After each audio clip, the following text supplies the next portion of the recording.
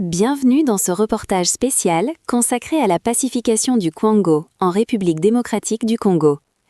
Dans cette région de l'Ouest congolais, un conflit armé lié à la milice Mobondo a perturbé la vie de milliers de familles. Aujourd'hui, le gouvernement multiplie les efforts pour amener la paix et encourager les jeunes à déposer les armes. Le conflit remonte à 2022, lorsque des tensions communautaires ont éclaté entre les communautés Téké et Yaka autour de questions foncières et coutumières. Pour certains jeunes, la milice Mobondo est apparue comme un moyen de protéger leur communauté. Mais cette escalade armée a entraîné des violences, des pillages et de nombreux déplacés. Au plus fort du conflit, plus de 170 personnes ont été contraintes de fuir leur village.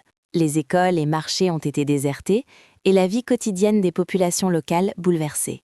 Les forces de sécurité ont été mobilisées, mais les autorités ont compris qu'un retour durable à la paix nécessitait plus que des opérations militaires.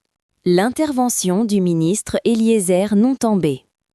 C'est dans ce contexte que le ministre délégué à la Défense nationale, Eliezer Ntombé, s'est rendu dans la province du Kwango.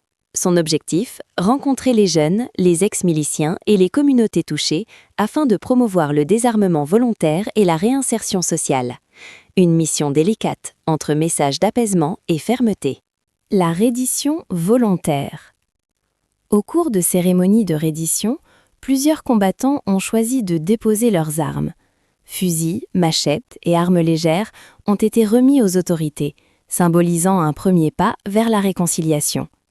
Ces gestes ont été accueillis par les applaudissements des habitants et les encouragements des leaders locaux.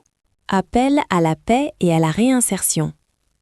Le ministre Ntombé a rappelé aux jeunes que la violence n'apporte jamais de solution durable.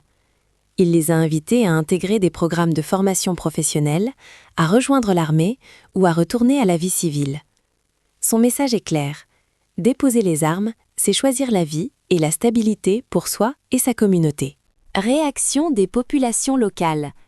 Pour les habitants, cette initiative apporte un sentiment de sécurité et d'espoir.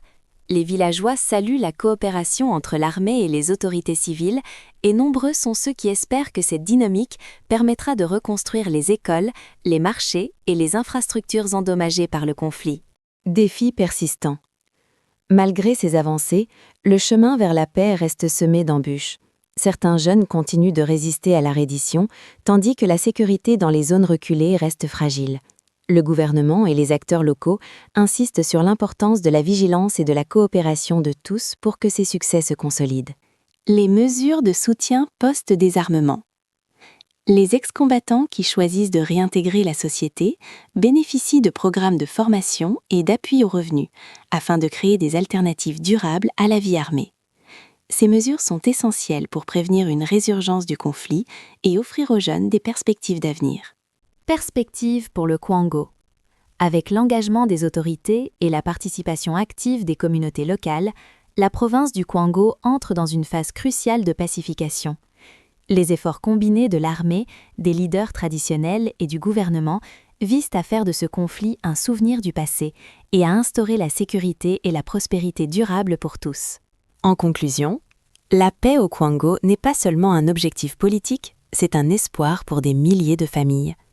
Grâce à l'action du ministre Eliezer Ntombé et à la volonté des jeunes de renoncer aux armes, la province se dirige vers un avenir où la jeunesse peut choisir l'éducation, le travail et la vie civile plutôt que la guerre. Pour soutenir la paix et la réinsertion des jeunes au Kwango, partagez cette vidéo, informez votre communauté et restez connectés pour plus d'actualités sur AfriVibe Info. Ensemble, faisons le choix de la paix.